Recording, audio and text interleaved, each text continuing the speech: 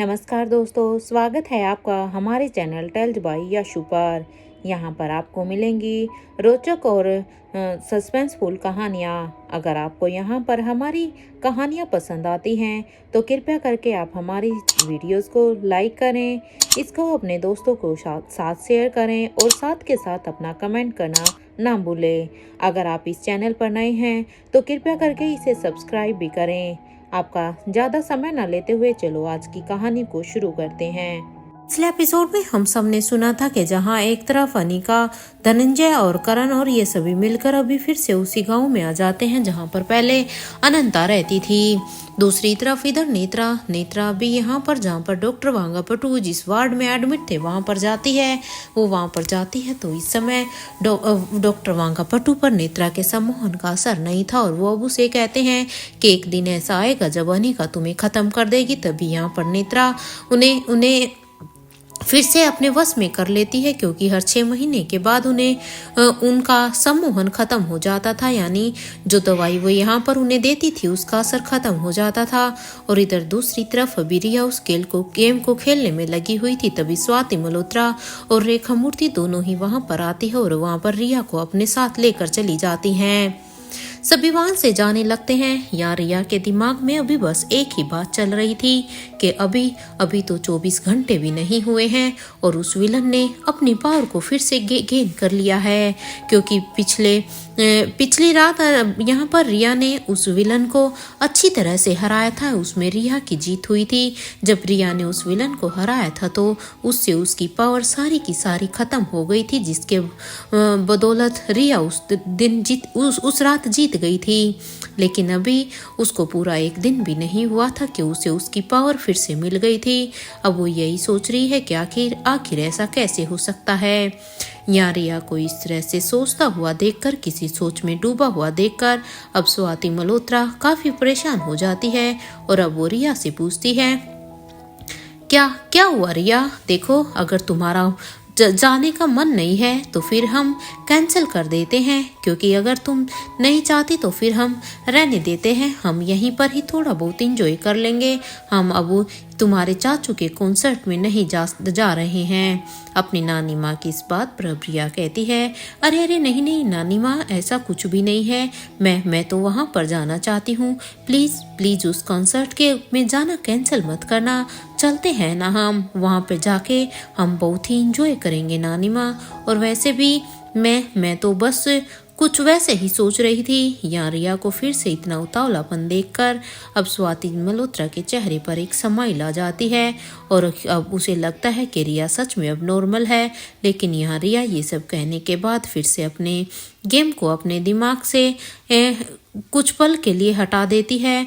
तो वो तीनों ही अभी यहाँ पर फिर से राहुल मारवा के कॉन्सर्ट के लिए निकल जाती हैं, क्योंकि रिया इस कॉन्सर्ट के लिए बहुत ही खुश थी। और रिया के साथ साथ यहाँ पर रेखा मौसी और स्वाति मल्होत्रा भी फाइनली इतने दिनों के बाद इसी कॉन्सर्ट के बहाने ही वो तीनों कहीं बाहर जा रही थी। इधर दूसरी तरफ भीमेश्वरी गांव में अनिका अब तक अनंता के उस घर में आ जाती है और उसके साथ साथ वो सब भी। वहाँ अनंता के घर में आने के बाद अब महेंद्र पीरामल अब उनसे कहते हैं, अरे ओ मेरे भाई, उस मैप को चुराया किसी ने। देखो, जो मैप हमें मिला था क्या उसे कोई ले भी पाया है या नहीं? क्योंकि हाँ, तुम्हें पता है ना कि वो मैप हमारे लिए कितना जरूरी है। यहाँ पर महेंद्र को फिर से ये बात सुनकर अब राजीव गुलेरिया अपने सिर पर अपना हाथ मारते हैं, क्योंकि अब वो सोचते हैं कि अरे महेंद्र ने तो मुझे पहले भी पूछा था कि आखिर धनंजय ने वो मैप लिया है या नहीं। लेकिन देखो, मैं तो फिर से वहाँ पर सब कुछ इतनी जल्दी सब कुछ हुआ कि मैं तो धनंजय से इसके बारे में पूछना ही भूल गया। अच्छा हुआ महेंद्र को अभी भी ये याद था। अब यहाँ पर महेंद्र जब ये कर रहा था, फिर महेंद्र कहता है, वैसे मैंने ये बात राजीव से भी पूछी थी, लेकिन उसे भी नहीं पता। तो मेरे और राजीव के पास तो नहीं है, तो बचे तुम दोनों। भाई, तुमने चुराया या करण क्या आपने चुराया? अब वो यहाँ पर इन दोनों से ही पूछता है। लेकिन यहाँ पर अब महेंद्र की इस बात को सुनकर अब धनंजय पीरामल अब अपनी पॉकेट में अपना हाथ डालते हैं और वो अब अपनी पॉकेट से कुछ निकाल कर अब वहाँ पर सामने रखी हुई उस टेबल पर रख देते हैं। जैसे ही ये वो यहाँ पर अभी उस टेबल की तरफ देखते हैं तो उसे देखकर अब राजीव गुलेरिया कहता है, ये कब किया तुमने धनंजय? सच में क्या तुमने उसे चुरा लिया था? अब राजीव की इस बात को सुनकर अब धनंजय पीरामल कहते हैं कि हाँ, मैंने उसे चुरा लिया था। वो क्या है ना कि मैं एक बिजनेसमैन हूँ और ये तो मेरे लिए चुटकी बजाने जितना आसान काम है। ये भला कौन सा मेरे लिए मुश्किल होने वाला था? मैंने तो उसे बड़ी ही आसानी से निकाल लिया। इधर महेंद्र की ये बात सुनते ही अब अनिका को काफ़ी हैरानी भी होती है, लेकिन अब उसे फिर से रोहित की वो हरकत याद आ जाती है जब वो रोहित दोनों रेसलिंग चैंपियनशिप में थे, क्योंकि उस समय आकाश अनिका को गुलेरिया हाउस में रहने के लिए लेकर चला गया था, क्योंकि मयूर को रेसलिंग चैंपियनशिप बहुत ही पसंद थी। इसलिए मयूर अनिका के साथ वहां गया था और उस समय अनिका ब्रह्मपुत्र एकेडमी की तरफ से एज ए दीदी उसने पार्टिसिपेट किया हुआ था। तो वहां पर जब रोहित, अनिका और मयूर गुलेरिया ये तीनों ही एक टीम बनाकर वहां पर फाइट कर रहे थे, तो उस समय विक्रम के पास से पावर ड्रग को रोहित ने ऐसे ही चोरी छुपे चुरा लिया था और उसके बारे में किसी को कुछ पता भी नहीं चला था, क्योंकि ये अनिका चाहती थी कि वो उस ड्रग के बारे में अपना एक्सपेरिमेंट करे, वो पता लगाए कि आखिर उस ड्रग में ऐसा क्या था जिसे लेते ही ये लोग बिल्कुल बहुत ही शक्तिशाली हो जाते थे, चाहे उन्हें कितनी ही चोटें क्यों ना लगी हो। इधर वो सब देखकर तो इधर अब नन्ही सी रिया भी अपने डैड की फैन हो जाती है, क्योंकि उस समय रिया भी उनके साथ गई थी। तो रिया को अब अपने डैड पर काफ़ी प्राउड फील हो जाता है। इधर अनिका अभी अपने ही ख्यालों में थी। अपने ख्यालों से बाहर आते हुए अब अनिका उस मैप को देखने लगती है और वो उस मैप को देखते हुए वो अपने पापा से कहती है, ये आपको कहाँ से मिला पापा? अनिका की इस बात पर अब उसके पापा कुछ भी कहते कि तभी महेंद्र पीरामल बीच में ही बोल पड़ते हैं और अब वो फिर से कहते हैं, ये मेरी मेहनत है अनिका, इसकी वजह से तो मेरी हड्डी टूटने से बची है। यानी का उस मैप को बड़े ही ध्यान से देखने लगती है। तो वहीं इधर यहाँ पर दूसरी तरफ धनंजय पीरामल कहते हैं, करण, क्या तुम्हें पूरा भरोसा है कि वो बूढ़ा आदमी प्रोफेसर वांगापटू ही है?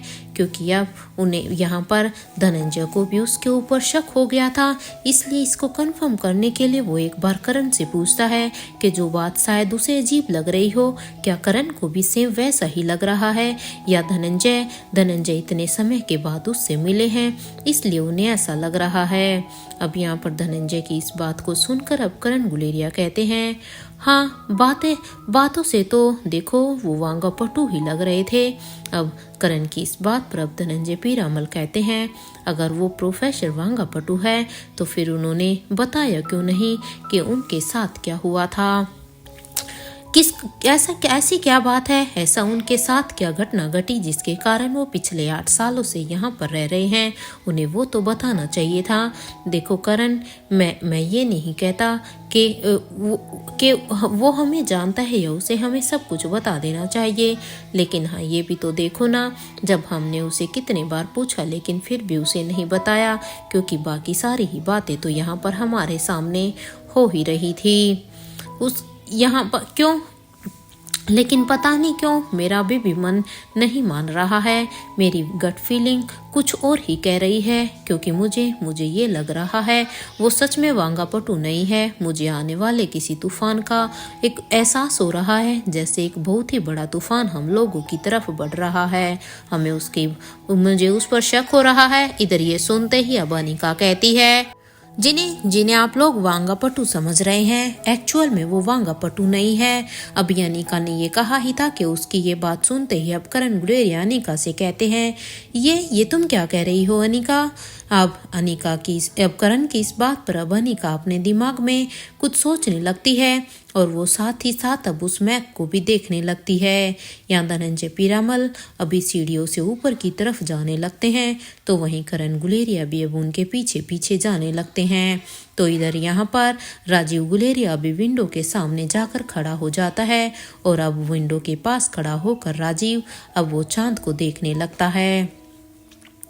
जहाँ ये तीनों अभी भी अपने अपने काम में लग गए थे तो यहाँ अनिका भी निखिल से कहती है, क्या क्या तुम पता लगा सकते हो कि ये मैप कहाँ का है?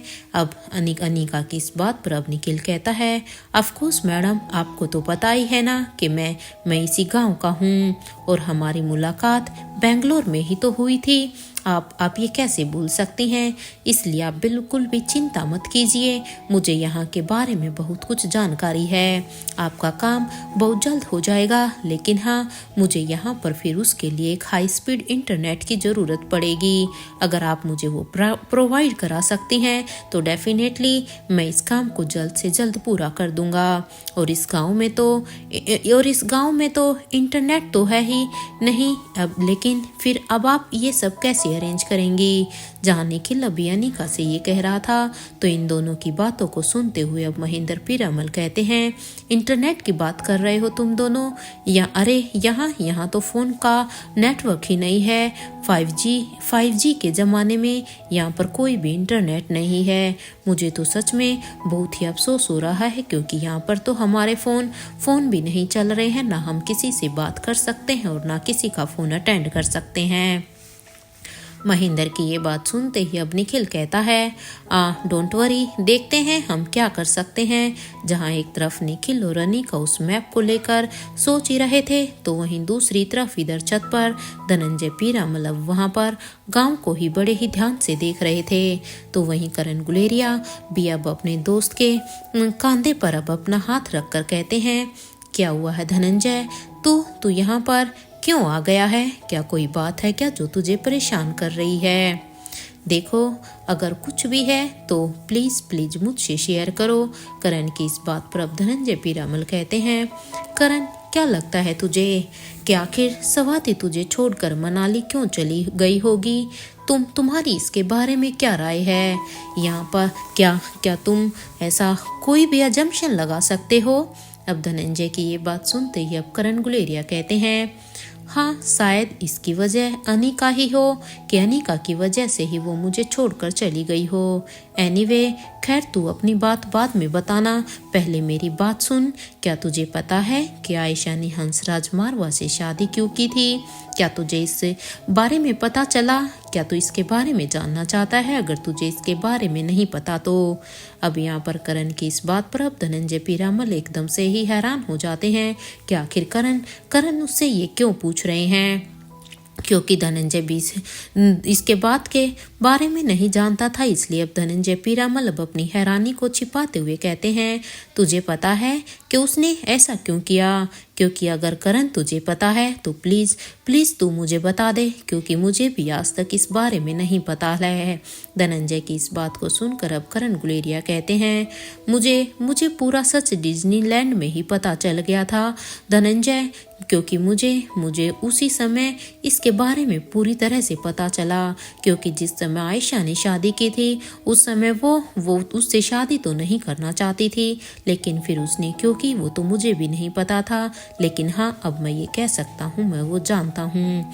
करण की ये बात सुनते ही अब धनंजय पीरामल कहते हैं, अगर तुझे सब कुछ पता था तो फिर तूने मुझे इसके बारे में बताया क्यों नहीं? तुम्हें मुझे बताना चाहिए था ना करण, क्योंकि तुझे तो पता था ना, मैं भी इस सवाल को जानना चाहता था। धनंजय की इस बात को सुनकर अब करण गुलेरिया कहते हैं, यार मैं तुझे बताना तो चाहता था, लेकिन वो विलेज मिशन, उसके बाद अनिका और रोहित की कंफ्यूजन, और फिर यहाँ आने के बाद तो मेरे हाथों से फिर से रोहित के साथ वो हादसा हो गया था। तो अब तुम ही बताओ मैं क्या करता? हो सके तो प्लीज़ अपने दोस्त को माफ़ कर दे, क्योंकि मैंने कोशिश तो बहुत की तुम्हें वो बताने की, लेकिन सिचुएशन हर बार ऐसी आ जाती थी कि मैं चाहकर भी तुझे कुछ बता नहीं सकता था। प्लीज़ मुझे माफ़ कर दे, और हो सके तो प्लीज़ मेरी मदद कर। मैंने देखो आयशा से वादा किया है कि मैं उसके पापा को ढूंढकर उसके सामने लाकर खड़ा कर दूंगा, क्योंकि आयशा को भी अपने पापा के बारे में कुछ भी नहीं पता। लेकिन जब मुझे उस सच के बारे में पता चला था तो मैंने आयशा को ये वादा कर दिया था, और देख मैं अभी उसके पापा तक नहीं पहुंच पा रहा हूँ। प्लीज़ उसके पापा को ढूंढने में मेरी थोड़ी सी हेल्प कर दे। इस करण की इस बात पर अब धनंजय पीरामल कहते हैं, करण, मुझे तो कुछ समझ में ही नहीं आ रहा है यार कि सच सच क्या है। अगर हम बूढ़ी अम्मा की कहानी पर भरोसा करें तो इस हिसाब से तो आयशा। अब धनंजय यहाँ पर ये ही कहते हैं कि धनंजय पीरामल अब इतना कहते हुए ही वहीं पर ही अपनी बात को अधूरा छोड़कर खामोश हो जाता है और वो अब अपनी ही किसी गहरी सोच में चले जाते हैं। इधर उन्हें ऐसे देखकर तो अब ऐसा लग रहा था कि मानो उसके दिमाग में कोई तो बात आई हो और वो करण गुलेरिया से अब कहते हैं कि तुम्हारे पापा आयशा की शादी राजीव से क्यों करवाना चाहते थे करण? क्या तुम्हें इस चीज़ के बारे में पता है? क्योंकि जहाँ मेरे पापा ने आयशा की शादी हंसराज से करवानी चाहिए तो तुम्हारे पापा भी तो आयशा की शादी राजीव से कराना चाहते थे ना, क्योंकि उन्हें पता था कि राजीव अंजलि से प्यार करता है। इसके बावजूद भी वो आयशा से राजीव की शादी कराना चाहते थे, और जबकि अंजलि तो रायचंद परिवार की एकलौती बेटी भी थी और उस जमाने में रायचंद परिवार का काफ़ी नाम था, लेकिन उसके बावजूद भी वो राजीव की शादी आयशा से ही कराना चाहते थे, जबकि आयशा की तो सिचुएशन इतनी अच्छी भी नहीं थी। अब यहाँ पर ये धनंजय की ये बात सुनते ही अब करण गुलेरिया कहते हैं, मैं अपने पापा को अच्छी तरह से जानता हूँ धनंजय, उनके दिमाग में प्रॉफिट के अलावा और कुछ भी नहीं आता है, क्योंकि उन्हें सब जगह अपना प्रॉफिट दिखाई देता है। जहाँ उन्हें अपना मुनाफा ज़्यादा दिखता है तो वहीं उसी तरफ झुक जाते हैं। करण की ये बात सुनते ही अब धनंजय पीरामल कहते हैं, बस एक बार सब कुछ पता चल जाए, फिर ही हम इसके बारे में कुछ कह सकते हैं। ये एक बार पता चल जाए कि यहाँ से जाने के बाद अनंता कहाँ गई थी, क्योंकि हमें उस अनंता के बारे में भी तो पता करना है, लेकिन हमें कौन बता सकता है कि वो कहाँ गई होगी। ये सुनते ही अब करण गुलेरिया भी कहते हैं, ये बात हमें और कोई नहीं बल्कि आयशा ही बता सकती है कि उसकी माँ कहाँ पर रह चुकी है। उसे तो पता ही होगा ना अपनी माँ के बारे में। करण की यहाँ पर धनंजय की इस बात पर अब करण गुलेरिया फिर से कहते हैं, इतना तो पूरी तरह से तय है कि आयशा उस शराबी की बेटी तो नहीं है। चाहे यहाँ पर कुछ भी हुआ हो, लेकिन मैं जरूर पूरे विश्वास के साथ कह सकता हूँ कि वो शराबी उसका बाप नहीं था।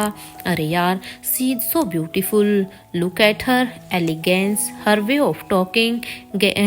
गुस्से में भी होती है तो उसके मुंह से शहद ही टपकता है। अब उसकी ये बात सुनते ही अब धनंजय पीरामल तिरछी नजरों से अब करण को देखने लगते हैं, क्योंकि करण यहाँ पर आयशा की तारीफें कर रहे थे, उसकी सुंदरता की, उसकी बोली की, लेकिन उसकी तारीफों में भी अब धनंजय को सच में काफी जलन हो रही थी। वो अब करण गुलेरिया की तरफ देखते हुए कहते हैं, तुझे पता है ना कि तू किसके बारे में बात कर रहा है?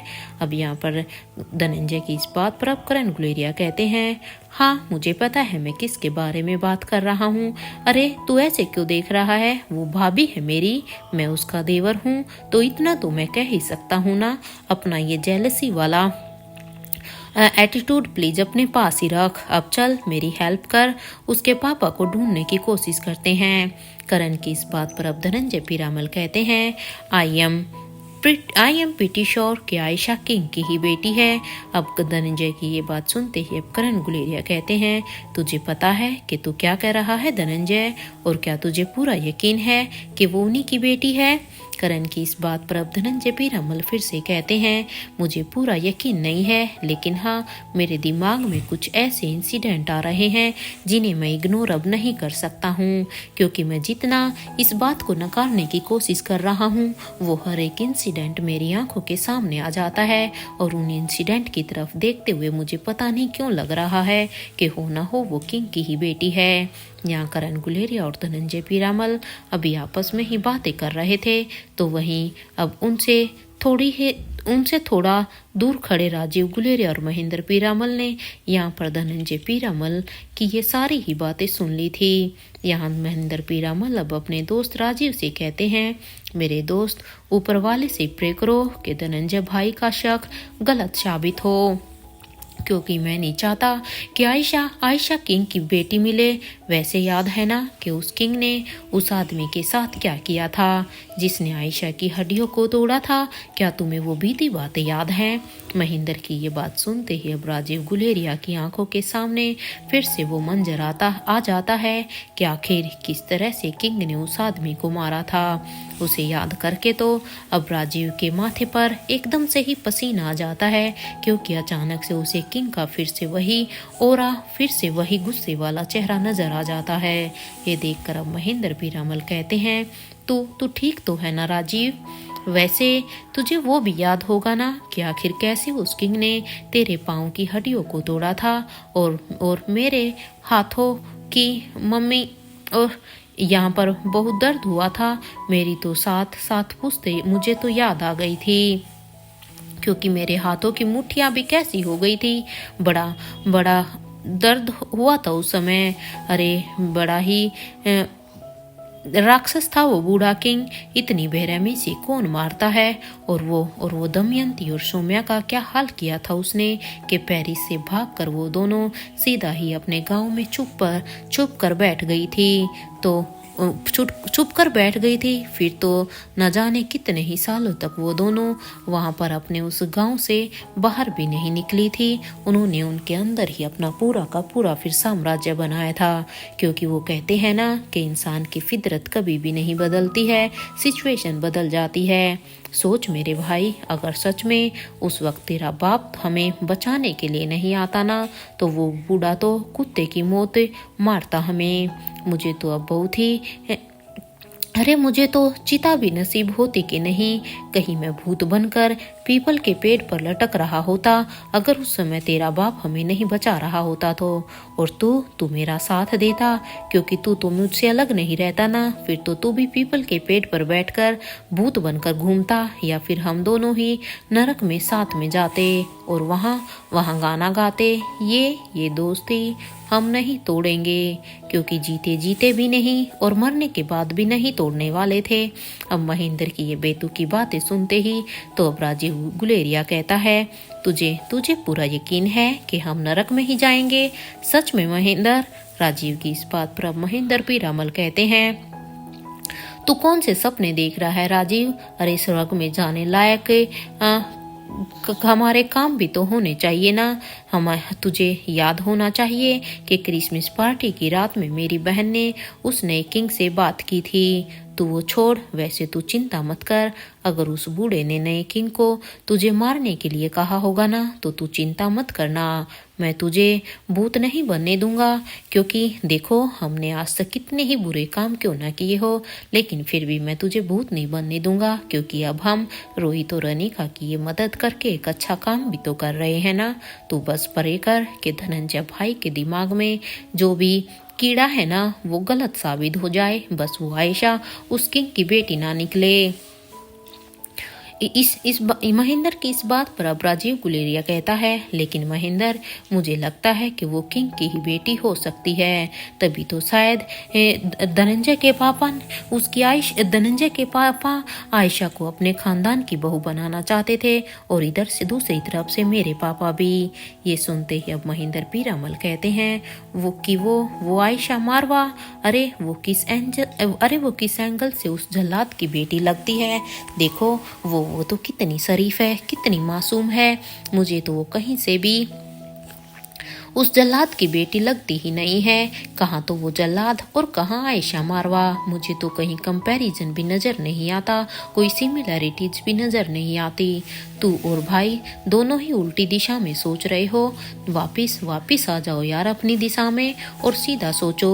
क्यों ऐसे उल्टी सीधी बातें सोचकर मुझ बेचारे को भी डरा रहे हो? महेंद्र की इस बात पर अब राजीव गुलेरिया कहता है, इसमें उल्टा क्या है? अरे तू खुद ही सोचना कि आपने जो वीडियो किंग को भेजा था, उसमें आयशा के साथ जो कुछ भी हुआ था, उसके बाद ही किंग का गुस्सा और भी बड़ा है। इधर राजीव की ये बात सुनते ही अब महेंद्र पीरामल कहते हैं, लगता है तुम्हें उस बुढ़िया की बात नहीं सुनी कि वो किंग इस गांव की औरतों के लिए मसीहा था। और जो जो यहाँ के लिए मसीहा हो सकता है तो वो उन औरतों के लिए क्यों नहीं हो सकता, क्योंकि जिन औरतों को किंग ने बचाया था शायद वो उन्हें इसीलिए ही बचाने आया हो क्योंकि वो औरतों के ऊपर अत्याचार बर्दाश्त ना कर सकता हो। यहाँ पर बूढ़ा कहीं का स्वर्ग में मजे ले रहा होगा अभी अप्सराओं के साथ, क्योंकि देखो वो जब सबकी इतनी हेल्प करता था तो फिर तो मुझे तो पूरा यकीन है कि वो स्वर्ग में ही गया होगा। अरे स्वर्ग में जाने के बाद वो तो वहाँ पर अब अपनी अनंता के साथ ही रह रहा होगा, क्योंकि जो प्यार उनका यहाँ पर पूरा नहीं हुआ वो वहाँ पर अब अपनी अनंता के साथ मजे कर रहा होगा।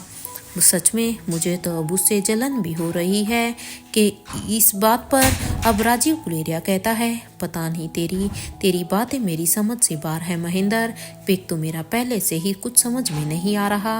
राजीव की इस बात पर अब महेंद्र पीरामल कहते हैं, एक बात समझ नहीं आती है, ये बुढ़िया उस वक्त थी कौन? ये सुनते ही अब राजीव गुलेरिया कहता है, अरे होगी कोई, हमें क्या लेना देना। यहाँ राजीव ने ये कहा ही था कि तभी अब सभी के कानों में अब फिर से उस बूढ़ी अम्मा की आवाज़ आती है और वो कहती है, अनंता बेटा देखो मैं तुम्हारे लिए खाना लाई हूँ। इधर उस बुढ़िया की ये बात सुनते ही अब महेंद्र पीरामल कहते हैं, ये बुढ़िया तो 10 साल जिए, अरे और कितना जीना है इस बुढ़िया को, देखो ना कितनी तो बूढ़ी हो चुकी है, लेकिन देखो हमने अभी इस शैतान का नाम हाजिर लिया और ये शैतान यहाँ पर हाजिर भी हो गई। अरे इसकी उम्र के तो सभी के टिकट कट चुके हैं, इसकी उम्र का तो कोई जिंदा भी नहीं दिखता और ये अभी भी 100 साल और जिएगी। राजीव सच में यार ये कितना जीना चाहती है, और मैं यहाँ रहा ना तो मुझे तो ये जान से ही मार देगी, क्योंकि मेरी तो जान के ये पीछे लगी हुई है। इधर महेंद्र की इस बात पर अब राजीव गुलेरिया कहता है, अरे तू अभी तो चुप हो जा, तू काम भी तो मरने के ही करता है ना, एक तो वो बुला रही हो और तू देख उसी को ये सब कह रहा है, इसलिए अब चलो जल्दी वहाँ इधर नीचे आए। अनिका भी अभी बूढ़ी अम्मा से कहती है, मेरा नाम अनंता नहीं है अम्मा, मेरा नाम अनिका है। ये सुनते ही अब बूढ़ी अम्मा कहती है, तुम मुझे दाई माँ बुलाओ जैसे अनंता बुलाती थी, अगर तुम मुझे अम्मा ना कहकर दाई माँ बुलाओगी तो मुझे अच्छा लगेगा। ये कहते हुए ही बूढ़ी अम्मा अनिका के सिर पर अब अपना हाथ रखते हुए उसके एक फोरहेड पर किस करती है और उसे अब अपने गले से लगा कर कहती है, मैं बता नहीं सकती, तुम्हारे अंदर मुझे अनंता की छवि दिखाई दे रही है। ये बात सुनकर अब महेंद्र पीरामल जो कि नीचे ही आ रहे थे उनके मुंह से अब अचानक से ही निकल जाता है, और आपके अंदर मुझे यमराज दिखाई देते हैं, क्योंकि आपको अनिका के अंदर अगर अनंता दिखाई देती हैं तो जिस तरह से अम्मा आप मेरे पीछे लगती है ना, मुझे तो आप साक्षात यमराज दिखती हैं। महेंद्र की ये बात सुनते ही अब राजीव गुलेरिया महेंद्र को अपनी कोहनी मारता है और उसे चुप रहने का इशारा करता और साथ के साथ कहता है, महेंद्र देख तू मरना चाहता है तो चुप हो जा, वरना उसका डंडा अगर उसे उठाने में थोड़ा सा ही समय लगेगा, क्योंकि देख उसका डंडा उसके पास ही है, फिर तू देख तेरा क्या होने वाला है। अब तक यहाँ पर उनकी बातें सुनकर करण गुलेरिया और धनंजय पीरामल भी वहाँ आ जाते हैं। अब उन्हें देखकर अब बूढ़ी अम्मा कहती है, अब चलो हाथ मुँह धो लो, और हाँ हम तुम सभी के सोने के लिए मैं यहाँ पर गद्दे ले आई हूँ, आराम से सोना। और हाँ अनंता तुम तो देखो मेरे साथ मेरे घर पर चलो, क्योंकि तुम तो वहाँ पर ही सोओगी, यहाँ इनके साथ रहने की तुम्हें कोई भी ज़रूरत नहीं है। अरे मर्द जात का कोई भी भरोसा नहीं होता। इधर ये कहते हुए ही वो अब निखिल को देखने लगती है। बूढ़ी अम्मा की ये बात अब सबको काफ़ी अजीब जरूर लगती है, लेकिन वो अच्छी तरह से जानते थे कि उनकी बात कहीं ना कहीं सही भी था, और वो सभी अब यहाँ पर एक दूसरे गांव में आए हुए थे, इसलिए वो इस बात पर ज़्यादा रिएक्ट नहीं करते हैं और वो सभी अब खाने में कंसंट्रेट करते हैं। इधर कुछ देर के बाद बूढ़ी अम्मा अनिका को अपने साथ लेकर वहाँ से जाने लगती है, तो वहीं बाकी सभी भी अब यहाँ पर रहते हैं। हालांकि अनिका का मन इस घर में रहने का था, वो जानना चाहती थी कि रोहित की नानी यहाँ पर कैसे रहती थी, उसके बारे में हर एक चीज़ को जानना चाहती थी, लेकिन अब बूढ़ी अम्मा को वो कुछ कह नहीं पा रही थी और अब वो वहाँ से जाने लगती है। और यहाँ निखिल तो बस नेटवर्क ही ढूंढने में लगा हुआ था, क्योंकि उसे बस हर हाल में उस मैप के बारे में पता लगाना था।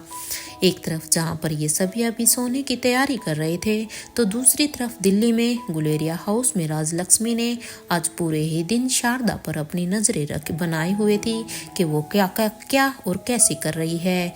इसलिए उसे पता था कि टॉप फ्लोर के रूम की चाबी कहाँ पर है, क्योंकि उसने शारदा को वो चाबी रखते हुए देख लिया था।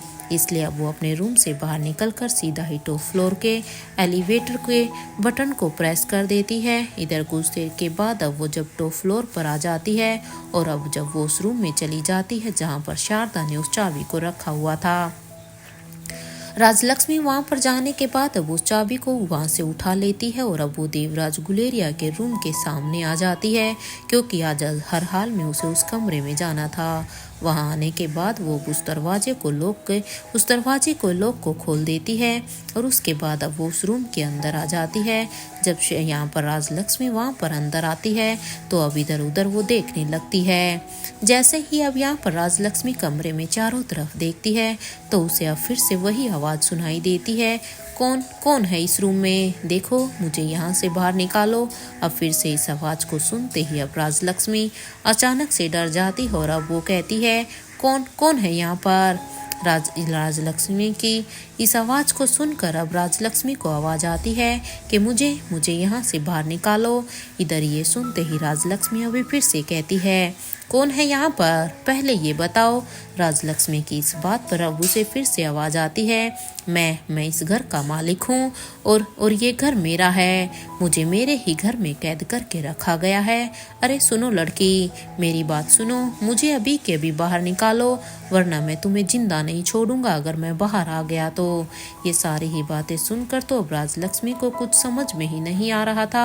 वो इतना ज़्यादा स्ट्रेस में हो गई थी कि वो वहीं पर ही बेहोश होकर नीचे गिर जाती है, क्योंकि राजलक्ष्मी को यहाँ पर सब कुछ अच्छा नहीं लगा और वो उसके बर्दाश्त से बाहर हो रहा था। इधर दूसरी तरफ मनाली में गुलेरिया हाउस में जहाँ पर रोहित मारवार वहाँ की पूरी टीम ही रुकी हुई थी, वहाँ पर इंस्पेक्टर अब्बास सब अपने मन में ही सोचते हैं कि मैं खुद आज अनीकरण फार्मेसी में गया था। अरे मुझे तो वहाँ पर कुछ भी अजीब नहीं लगा था, वहाँ पर तो सब कुछ ही तो नॉर्मल था। और तो फिर माँ ने ऐसा क्यों कहा कि अनीकरण फार्मेसी में कोई बहुत बड़ा राज छुपा हुआ है जो दुनिया को बर्बाद करने की ताकत रखता है। लेकिन माँ का कहा हुआ तो मुझे वहाँ पर कुछ भी संदिग्ध नहीं लगा। समझ में ही नहीं आता है कि कैसे इस बात की जड़ तक पहुँचूं। मैं कुछ समझ ही नहीं आ रहा है मुझे तो। अरे एक वो स्वाति मल्होत्रा मेरी हेल्प कर सकती थी, क्योंकि अब तो वो जिंदा भी है, लेकिन देखो ना उसकी तो याददाश्त ही नहीं है। यहाँ इंस्पेक्टर अब्बास अभी अपने सोच में ही थे तो वहीं दूसरी तरफ इधर रोहित चिराग और अब्दुल से कहता है, कुछ पता चला तुम्हें प्रोफेसर वांगापट्टू की तबीयत के बारे में? क्योंकि यहाँ पर रोहित जब मनाली में आ गया था तो मनाली में यहाँ पर आने के लिए उन्होंने चिराग और अब्दुल को वांगापट्टू के बारे में सब कुछ पता लगाने के लिए कहा था, क्योंकि रोहित दुनिया की नज़रों में मर चुका था, इसलिए वो सीधे सीधे कुछ भी नहीं कर सकता था। इधर रोहित की इस बात को सुनकर अब यहाँ पर चिराग कहता है, यस सर, वो कल ही वहाँ हॉस्पिटल में एडमिट हुए थे, हमारे हॉस्पिटल में। उनके बेटे उनके साथ हैं, बाकी सब ठीक है। लेकिन अब यहाँ पर चिराग की इस बात पर अब रोहित कहता है, लेकिन क्या? तुम रुक क्यों गई चिराग, अपनी बात को भी पूरा करो। अब इस बात पर अब चिराग कहता है, सर मेरे ख्याल से हमें उनका ब्लड टेस्ट करवाना चाहिए, मुझे कुछ ठीक नहीं लग रहा है, वो भी बिना किसी की नज़र में आए हुए, क्योंकि हमें चुपके से उनके ब्लड का सैंपल लेना चाहिए। चिराग की इस बात पर अब रोहित कहता है, तुम ऐसा क्यों कह रहे हो चिराग, कोई बात हुई है क्या? देखो जो बात है प्लीज वो मुझे बताओ, क्या तुम्हें कुछ अजीब लगा है क्या वहाँ पर?